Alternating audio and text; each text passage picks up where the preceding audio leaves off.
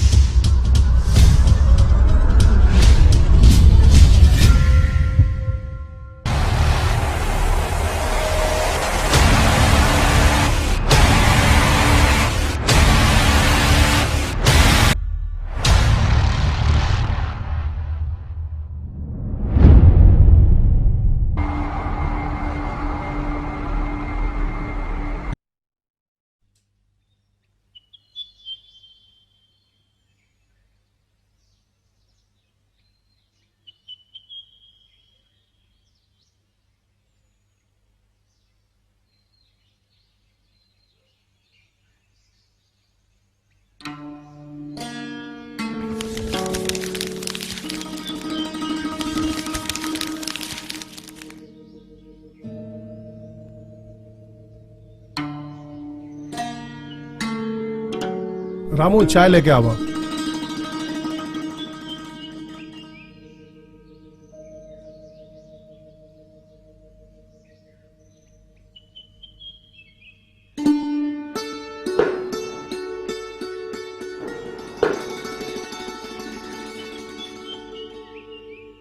का हलवा सब ठीक ठाक बानू?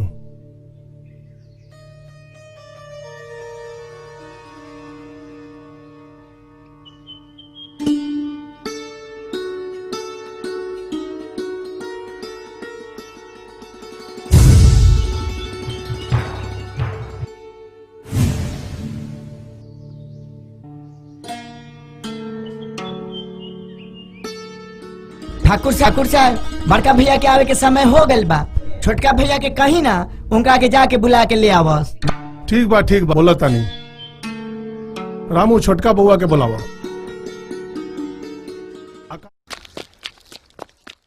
प्रणाम चाचा जी। प्रणाम बाबूजी। आकाश बेटा के आवे के टाइम हो गल बा। जी बाबूजी। स्वागत में कोई कमी ना होए के चाहिए। घबरात बानी, वो हमार बड़ भाई बानी, स्वागत में कोनो कमी ना हो। ठीक बा, उनका लागे के चाहिए। जी बाबूजी। अच्छा जी, चली ना रहुओ के सैर करा के लिए आए।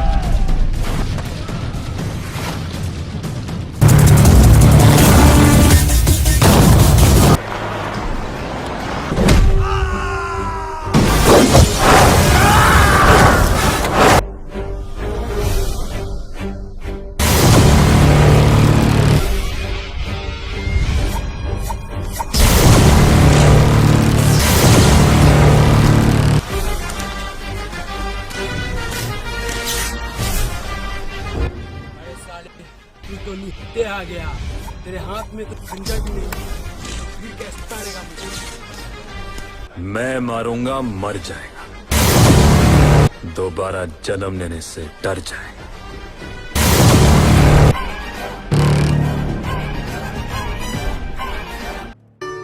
भैया आ गेलन, बड़का भैया आ गेलन।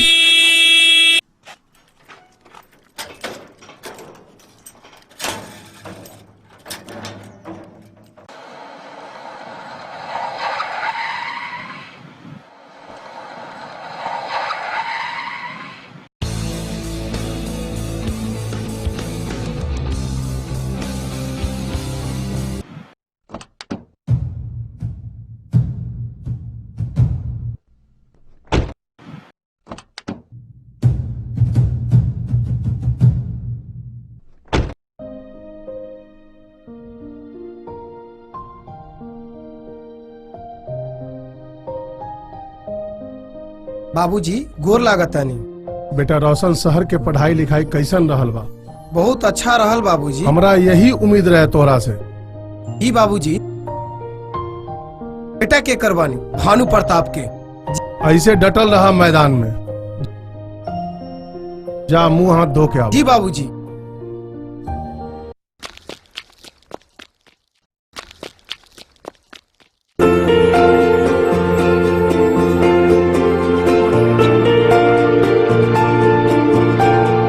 चलो भैया तोरा गांव घुमा के लिया के।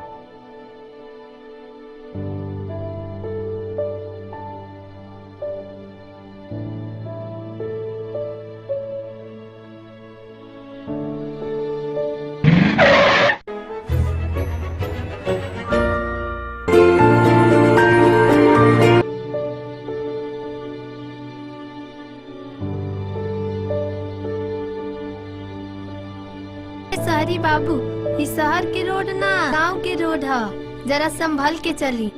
अरे तू के बारू? इतना मीठा आवाज बा। हमार नाम लाडली है, हमें पूरा गांव के बेटी है। हमार नाम रोशन है, हम ठाकुर भानु प्रताप सिंह के बेटा बानी।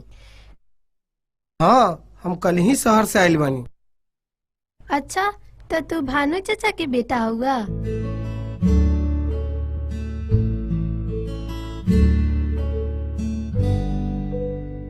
अरे शहरी बाबू, हमने के त गरीबन के दाग है सन।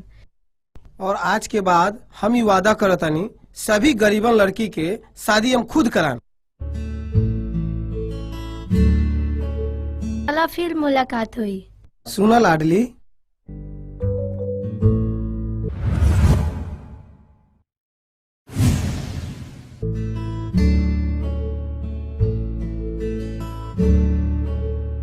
बड़का भैया हमार तो पावे तोड़ देला। अरे आकाश भाई, का हो गई हो? पहले गाड़ी उठावे दो। हो भाई, उठा उठा। हमार ओ मर्दे उठाइबो पहले, तोड़ देला मर्दे, कहत वाला हो गई। चलो बैठो। अरे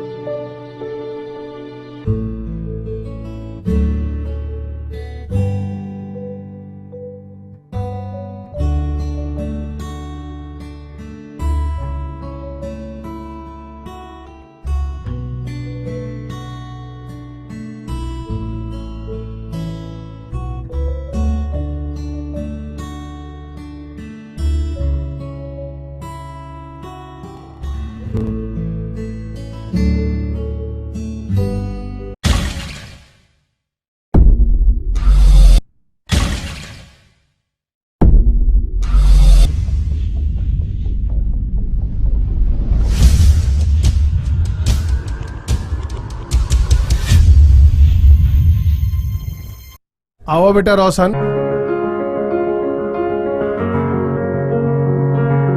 गांव के सैर कैसन लागल?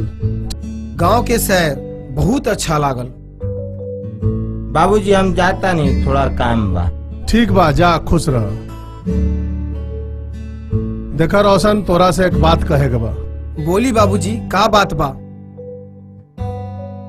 हम तोहर बियाह करावे के चाहते हैं। हमरा से काहे पूछा तानी बाबूजी? हम तोहर ऐसन घर में बियाह करावे के चाहत बानी जहाँ खूब दहेज मिली, गाड़ी घोड़ा हाथी हमर दरवाजा पे लगी। सुन ला बाबूजी, एक बात जान ली, हम दहेज लेके शादी ना करें। अच्छा तो ही बात बा। काहे बेटा ऐसन काहे बोला तारा? तोरा पढ़ावे में इतना रुपया लागल बा, ऐसन दिन आ गए कि हमारा बेटा हमरे से बहस करत बा। हमरा सामने दहेज के नाम मत ली, हमरा दहेज से नफरत बा। अच्छा, तोरा पढ़ावे में हमरा इतना पैसा खर्चा भइल बा, कुछ पता बा तोहरा? हमरा से शर्त मत रखी, फिर औरे औलाद बानी। हम अपना लाडली देख चुकल बानी। ई गांव के बिटिया ही है, बहुत गरीब और लाचार बिटिया ही। हम संकल्प लेत बानी हम ओकरे से शादी करें। कबो ना हो सकेला। अपन बाबूजी से सीना तान के बात करत बारा, आंख नीचे करके बात करा। हम वादा करत बानी अपना बिहार सरकार से दहेज प्रथा हमेशा हमेशा ला खत्म कर दे, ताकि गरीबन लड़कियन के शादी हो सके। समझ गई नी बाबूजी? आज से भी रौरा सुधर जाये। एक दिन ऐसा समय आ जाये लड़कियन ही ना मिली लड़कन के शादी करेला। तोरा सोच गलत बा बेटा, हम ई बियाह ना होके दे। सब पिता के एक अरमान होला। ई हम दहेज प्रथा समाप्त करके रहें, ताकि आने वाला समय में कोई भी व्यक्ति कोई से दहेज ना ले सके। एक सूरज हम उगाई, दहेज प्रथा के दूर भगाई। बेटा हमरा खिलाफ तू जुलूस निकालत बारा। बेटा तू अच्छा नहीं खा करत। बाबूजी, बेटी की सम्मान दी, दहेज लेना छोड़ दी। अभी से भी सुधर जाई। बाबूजी, हम बिकाऊ ना कमाऊ बानी। हाँ भैया, हमनी के बिकाऊ ना कमाऊ हई। रुक जा बेटा, हमरा खिलाफ जेबा तू, एकर परिणाम भुगते के पड़ी।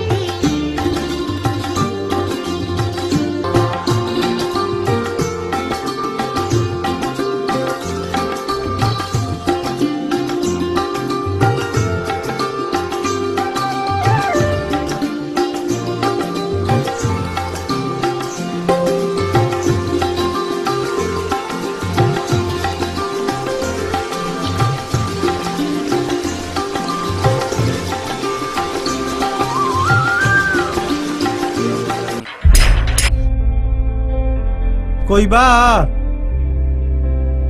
कोई बा?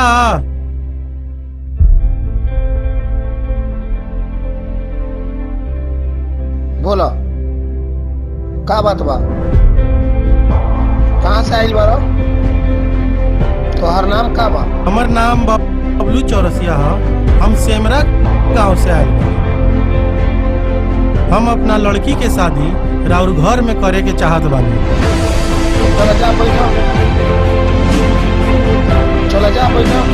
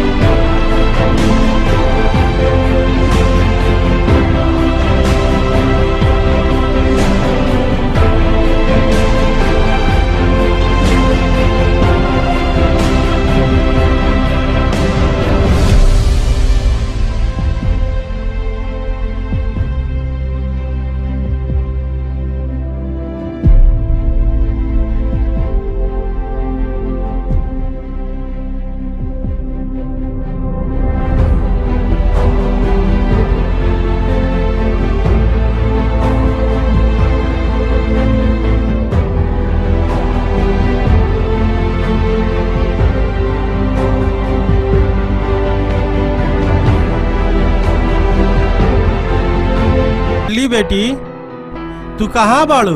तनी पानी लेके आव।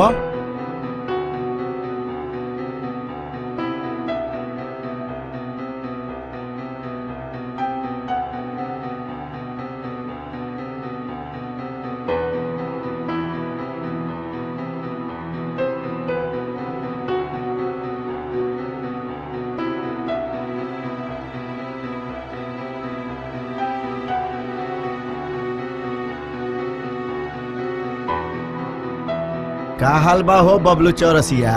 काहे इतना परेशान लागत बारा? का हाल बताई भैया? दू गो बेटी बा, शादी करेला। काहे इतना परेशान लागत रहा? अपन परेशानी के कारण बतावा हमरा के। का बताई भैया? तनी रुको, कपड़ा हम बदल के आवत बानी। ठीक बा जा।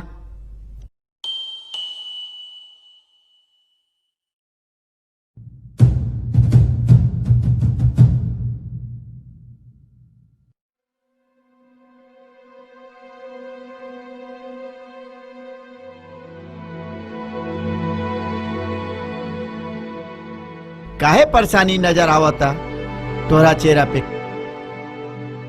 का बात बा हो? का बताई? जेकरा दू गो जवान बेटी बा ओकरा शादी विवाह के टेंशन रहबे करी। आजकल देखते बड़ा जहाँ जहाँ जात बानी, कोई कहता कोई 20 लाख मांगता, कोई कहता 50 लाख चाहिए। लागता कि बेटा के विवाह ना करत बालो, माल जाल के बेचा बेची करत बालो। अच्छा तो ई बात बा। तोहर परेशानी के कारण हम समझ सकतानी, तू चिंता मत कर। अपन बिहार सरकार के नीतीश भैया आ गए बारन, आ दहेज के नाम मिटा के रहियन। समझ गइल? आ दहेज के नाम मिटा के रहियन। चला ठीक बा, ठीक बा, चलत बानी। ठीक बा।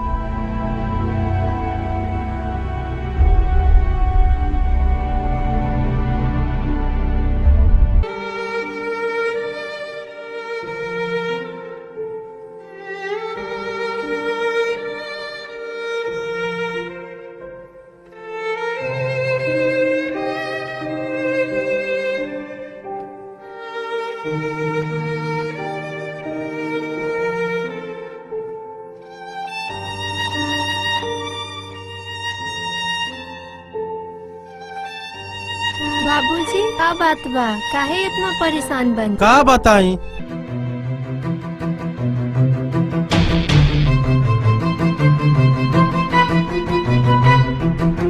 तू लोग इनके शादी करे जहाँ जात बानी, कोई 20 लाख मांगता, कोई 50 लाख मांगत, तक की कोई पानी तक के नहीं पूछत। बाबूजी हम राउर बेटी ना बेटा है। सब समझत बानी, हम सब समझत बानी, सब जानत बानी, लेकिन गांव समाज का कही?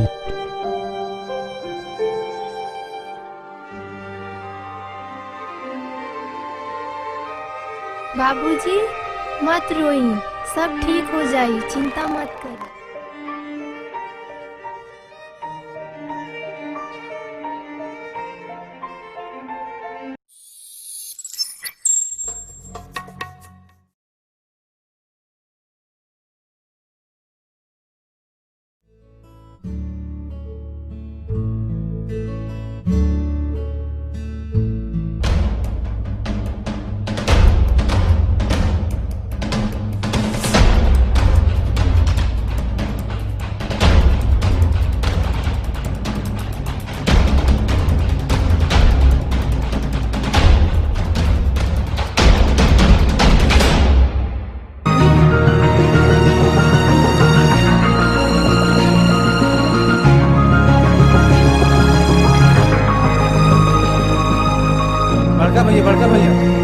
छोटकी बेटिया जहर खा के मर गई भैया।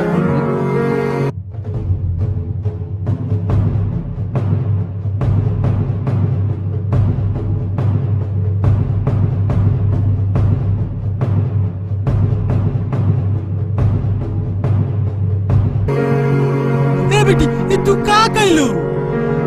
ए बेटी तू का कैलू? ए बेटी ये तू का कैलू? अब हम केकरा सहारे जिए? ए बेटी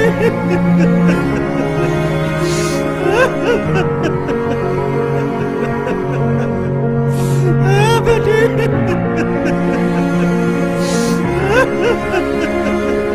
मत रो, जे होखे वाला रहे से हो गए। चुप हो जा भैया, चुप हो जा।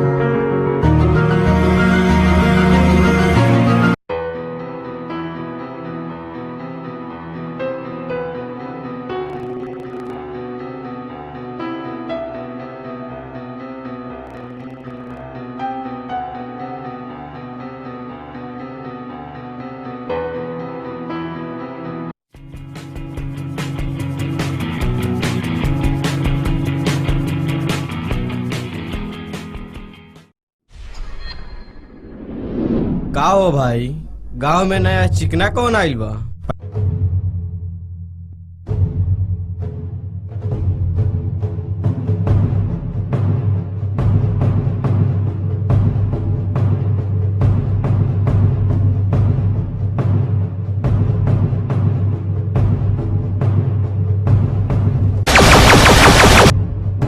का चाहता रह लगन हो?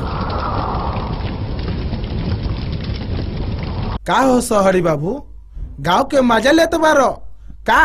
देखे में तो तू ऋतिक लागत आरो।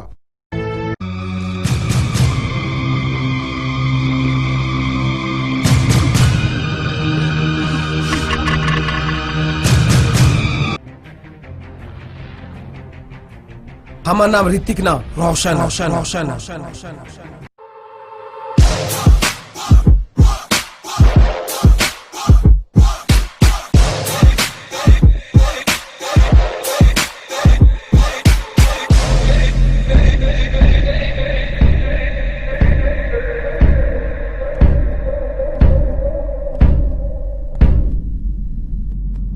चल जो यहाँ से। कैसे छोड़ दी तोरा के? ये गांव के लाडली के चक्कर का दिला? हाँ? मार साले के। हे, रुक।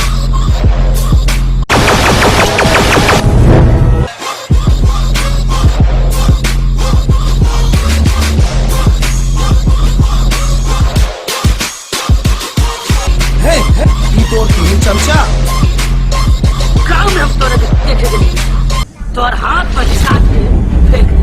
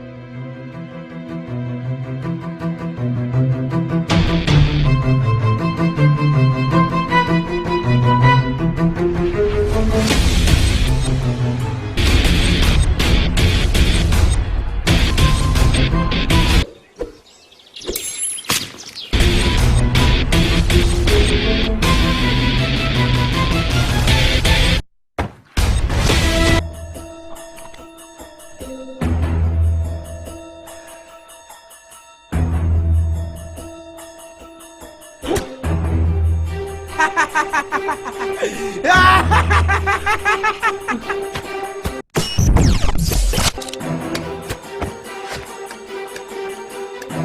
भैया लोगी तू लोगिन का करत बाड़? ये त हमर जान हो, ये हमर परान हो।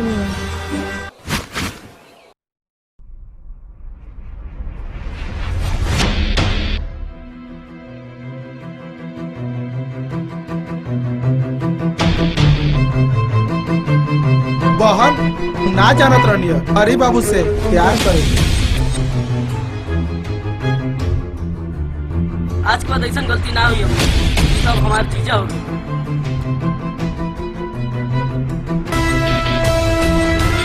छोड़ दो भैया लोगिन, मत मारो। जान हो के मत मारो।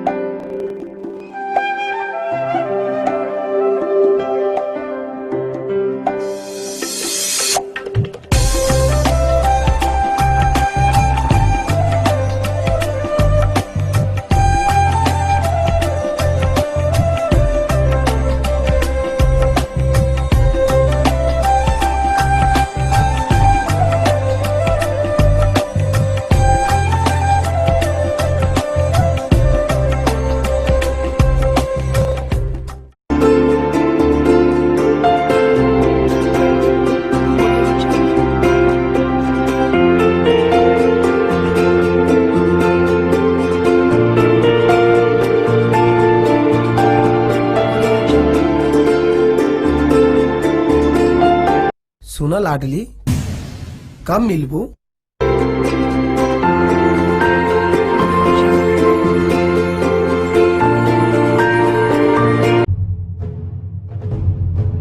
आज गांव समाज के सामने लाडली के अपना होता नहीं।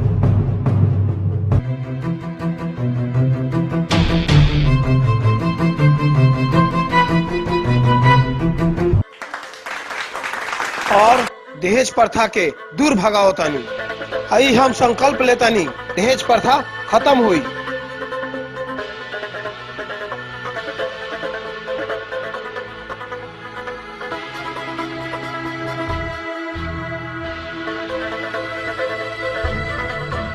अरे बड़का भैया शादी कर ले लो, भौजी के लेके आयल बड़ो। आई आई आई आई।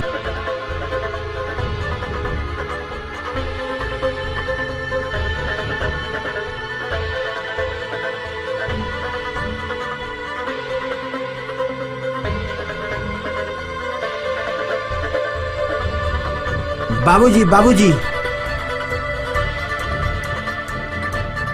बड़का भैया शादी करके आयल बड़ा, भौजी के भी लेके आयल बड़ा।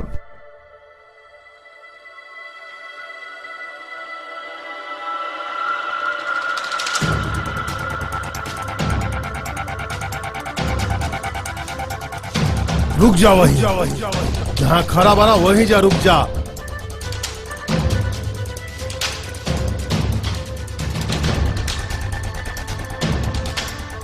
बाबूजी इंदिरा के आशीर्वाद दी। आज से ई अपने के पतो बाड़ी। लाडली बाबूजी के पैर छुआ।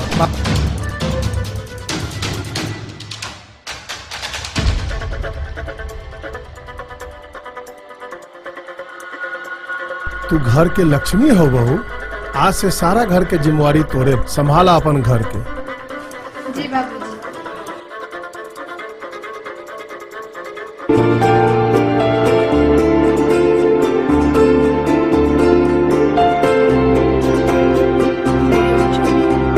खला रोशन, जब छोटा रहला दीदी के शादी ला दर दर भटकनी, मगर कोई शादी ना करला।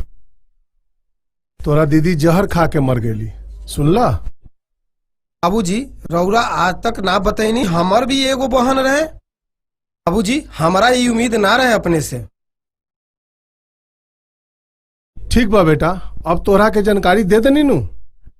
ऐसे बेटा रोशन, हम सोचले रहनी कि दोनों बेटा में खूब दहेज लेके शादी करें, लेकिन बेटा तू आज हमारा आंख खोल देला। आज से हम तोहरा साथ बानी, चिंता मत करा।